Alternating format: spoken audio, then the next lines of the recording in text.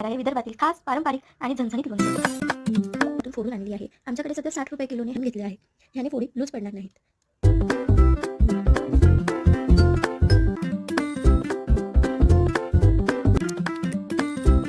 नंतर 1 बाय 1 मिक्सरमधून काढून घ्या.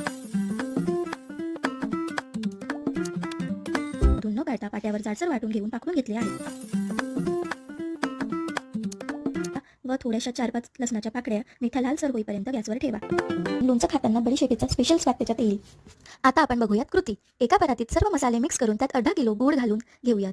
गूळ हा ऑप्शनल आहे. जर तुम्हाला थोडं गोडसर लोणचं हवं असेल तर गूळ नक्कीच घाला. आता आपण परत एकदा मसाले घालून घेऊयात. मीठ आणि हळद आपण आधीच थोडं रात्री टाकलेलं आहे, त्यामुळे आता आपण छान मिश्रण तयार करून घ्या.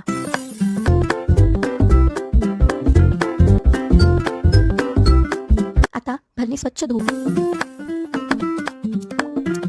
अशा प्रकारे आपलं लोणचं बनवून रेडी आहे. फुल रेसिपी बघण्यासाठी माझ्या चॅनलला व्हिजिट करा.